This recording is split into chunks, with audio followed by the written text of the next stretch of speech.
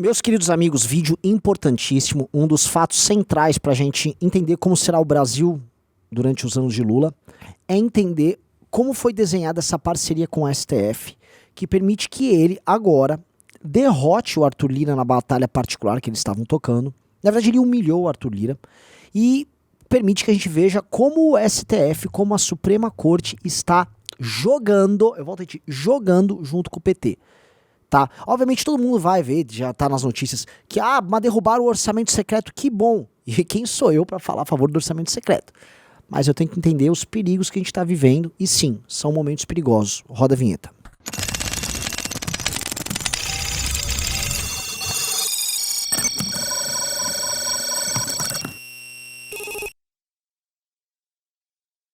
Olha só, galera, quem tá no Clube MBL já tá vendo e já tá entendendo isso há bastante tempo. Nós estamos explicando essa briga, mostrando a natureza desse xadrez, e a gente trabalhava com essas possibilidades. Uma era a possibilidade do STF entregar o orçamento secreto pro Lira, o Lira ver presidente da Câmara e dar a PEC pro PT. E outra era a hipótese do PT, às vezes deixar solto, ou às vezes engripar ali, porque as negociações não iam ficar fáceis, né?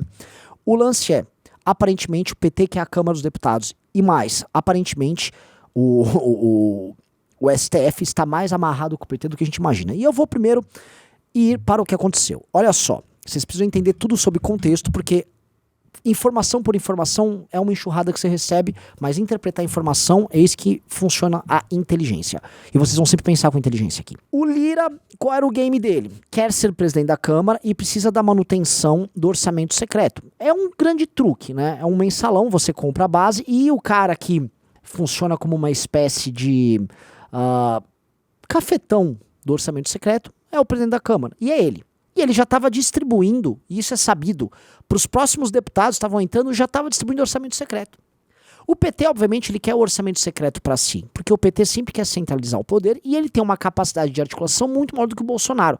O Bolsonaro era frágil, ele deu tudo isso pro Centrão, então o Centrão tocou a possibilidade do orçamento secreto. Entendeu? Para que o orçamento secreto rodasse, haveria uma decisão do STF validando ou não o orçamento secreto. E o Lira queria que o Lula resolvesse isso lá no STF. E em contrapartida, ele, Lira, reeleito presidente da Câmara já, com isso, vamos dizer, encaminhado ao menos, ele tocaria agora, no fim do ano, a PEC do Lula, fura-teto, para dar grana pro Bolsa Família turbinado e para outras coisinhas mais pro governo Lula começar. Tava tudo amarrado nesse game. O Bolsonaro e essas pessoas no quartel, a CPI do Marcel Van Hatten eram todos instrumentos usados nesse jogo para pressiona dali e puxa daqui, entenderam? A votação, e isso no Clube MBL já contei pra vocês, estava previsto, tá lá, se vocês forem voltar ali no Telegram do Clube MBL, tinham os dados da votação. A gente viu, o Lewandowski segurou. O voto do Lewandowski, originalmente, era um voto para manter o orçamento secreto. Mas ele segurou, pediu vistas. Vou segurar aqui. E aí, por que ele segurou? Prestem atenção no jogo, tá? Ele segurou, tinha uma ação da rede tratando de retirar, na verdade, do teto a questão de gastos sociais, ou que eles chamam de gastos tem uma origem constitucional, ou seja, fizeram uma malandragem hermenêutica interpretativa ali, e permitiu que o Gilmar Mendes tirasse os gastos com Bolsa Família, que são o principal ali da PEC do PT, tá? Esvaziando a importância da votação da PEC no Congresso, e ao fazer isso, empoderando o Lula na relação, já que o Lula não fica dependente de uma decisão do Arthur Lira, e aí o Lewandowski vai e dá a ceifada final, arranca a cabeça do orçamento secreto, mudando a orientação originária do voto dele e fazendo com que o Arthur Lira fique peladinho no meio do Congresso. Porque agora ele não tem poder de barganha sobre aquela PEC com o PT. Honestamente, se ele não andar com a PEC, dane-se. E mais, sem ter o orçamento secreto para comprar os votos e negociar. O que vai acontecer agora? O PT vai virar para ele e falar, você tá fraquinho, né? Vem aqui, quer conversar com o papai? Então vai conversar nos nossos termos. E ele vai ter que conversar nos termos que o PT quer, numa posição muito mais frágil. E se não quiser votar a PEC, o PT vai pegar um candidato que agora vai poder negociar sem orçamento secreto, que vai depender do governo federal para fazer a negociação para ser presidente da Câmara, para montar o próximo presidente da Câmara, aumentando muito o seu poder de barganha e o seu poder negocial. Obviamente, vamos se ater à decisão do Gilmar Mendes agora. A decisão do Gilmar Mendes é asquerosa. Ela invade novamente o campo das prerrogativas do Legislativo. Ela enfraquece demais o legislativo, tá? Humilha, coloca o legislativo de joelho. E ela faz o seguinte, o executivo e o legislativo perdem a capacidade de produzir políticas fiscais. Porque agora, da cabeça de um ministro do Supremo, ou de outro, ou de uma decisão que eles tomam, qualquer gasto pode ficar livre de uma política fiscal. Ah, não, esse gasto aqui é um gasto social, tá? Essa política social que foi criada e com caráter emergencial, agora tem caráter constitucional, portanto, não pode ficar presa a regras fiscais. Isso foi tirado da cabeça dele. O Brasil virou um navio ingovernável. Porque ele não tem mais rumo. Como é que vai ter um plano fiscal? Como você vai conter gastos? É o populismo convertido em discurso para atender às oligarquias que administram o Brasil. Então, entender uma decisão do Gilmar Mendes e o resultado que ela vai ter sobre o Brasil, porque vocês têm que entender, virou vale tudo agora, tá?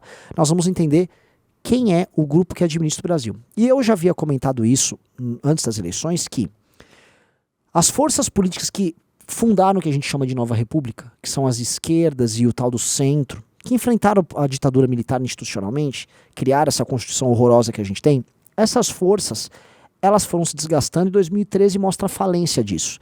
E esses caras administraram o Brasil muito mal, perderam o poder, o impeachment da Dilma foi o começo, depois entra o Bolsonaro, e aí eles se reúnem todos, Tucano, MDB e o PT, eles têm representação em tribunais superiores e muita representação dentro do STF, se transformam numa espécie de um bloco, e aí eles, derrubam a Operação Lava Jato, 2, fazem oposição a um idiota, que é o governo Bolsonaro, que não se entendeu como representante de enfrentamento a isso, mas apenas como um projeto pessoal, ajudam a colocar o Lula lá, e aparentemente vão, em grande medida, governar com o Lula. Uma pausa no vídeo para falar do Clube MBL. Pois é, o Clube MBL é o grande instrumento que permite que você participe conosco da forma como a gente pensa e raciocina política. Você gosta dos meus vídeos, você gosta das lives do MBL News, você gosta do trabalho do Kim? Pois é, o Clube MBL é o lugar onde você vai ver onde a gente raciocina, onde a gente investiga, onde a gente obtém informações de bastidores. Você vai ter acesso a bastidores, você vai ter acesso a informações de Brasília, a relatórios especiais, a vídeos mais aprofundados, melhores do que o que eu faço aqui, lá dentro do clube. É uma rede de Telegram e é uma plataforma especial montada para você. Isso aí vai custar apenas R$1 por dia. Eu tô falando sério, R$1 por dia. Para você ter acesso a informações de altíssima qualidade e além de tudo você vai ajudar a bancar não apenas o MBL, mas o grande projeto do MBL esse ano, que é a formação do nosso partido. Vem fazer parte do Clube MBL, além de você não se arrepender, você vai se enriquecer bastante. Aguardo você lá.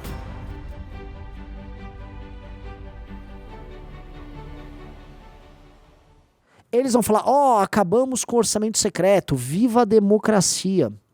Mas do outro lado eles vão jogar em tudo necessário para fazer com que o governo Lula dê certo, não porque eles são lulistas, mas sim pela sobrevivência do nosso próprio regime, que é o regime tocado por essas pessoas, que hoje em dia, tirando o Lula especificamente, já não tem mais voto. É uma galera que não tem voto, mas que eles ocupam grandes espaços de poder. Eles são nosso establishment, eles são o que a gente chama de deep state nos Estados Unidos. E esses caras estão fazendo uma aposta muito ousada em manter o controle sobre o Estado brasileiro, sobre a política brasileira, assim, confrontando com o legislativo. E houvesse um legislativo com alguma força, houvesse homem no legislativo, gente com honra, isso não estaria acontecendo. O problema é que o único cara honrado que tá lá é o Kim Kataguiri. E eu falo isso sem o menor problema. Ninguém vai se opor a essa decisão, assim como ninguém vai ter coragem de arrumar briga com os tribunais superiores, porque tá todo mundo amarrado, todo mundo com o rabo preso. E isso permite que o Lula, volto a falar, tenha um governo em que possivelmente ele faça maioria na Câmara, não acho que ele vai ter essa facilidade no Senado, e tem o beneplácito de uma Suprema Corte que faz o que quiser. Isso é muito grave. Isso é profundamente grave, meus amigos. O desenho que está dado aí é um desenho de um país que está desequilibrado. Porque o desequilíbrio não é nem dado assim, o Lula conseguiu maioria no legislativo. Não, ele conseguiu maioria no judiciário, né? Tempos muito complicados virão. A formação de uma oposição a isso, ela não pode se dar nos termos que está dada a situação atual. E qual é a situação atual? É um bolsonarismo, que está desaparecendo, claro, institucionalmente, que está lá no tudo ou nada para dar um golpe. Eu quero dar um golpe, Isso não vai funcionar. Fazer oposição a esses caras vamos dar um golpe não vai funcionar. Por inúmeras razões. A começar que você já está cometendo um crime, você fortalece inclusive a ação do seu adversário. A sociedade brasileira tem que formar consensos e maiorias numa oposição ao petismo, colocar o parlamento, e esse é o ponto, reforçar o legislativo a ponto do legislativo começar a enfrentar o judiciário, e nós temos que fazer o legislativo enfrentar o judiciário e dar um breque nessa força que permite que o Lula esteja aí. O Lula só está aí por ação dos tribunais superiores e aparentemente o Lula só vai conseguir força para levar à frente sua agenda através dos tribunais superiores. A força do Lula reside na sua popularidade junto às pessoas mais pobres e junto ao consórcio, tá? E eu uso esse termo antes desses vagabundos, tipo quem pai então eu posso falar, tá? Que foi construído junto a essas figuras. E é ali que tem que ser atacado e a força tem que ser construída no legislativo. Não virá com gente na frente de quartel, tá? Então se preparem, é o fim do orçamento secreto como a gente conhece, é a mudança na natureza da compra de votos e é o PT fazendo o que o Bolsonaro nunca fez, que é jogar o jogo com inteligência. É jogar o jogo pro mal? É. O Brasil tá indo pro buraco rapidamente? Tá. Agora nossos adversários são mais inteligentes, são mais capazes e mais articulados. Se preparem, temos 4 longos anos pela frente.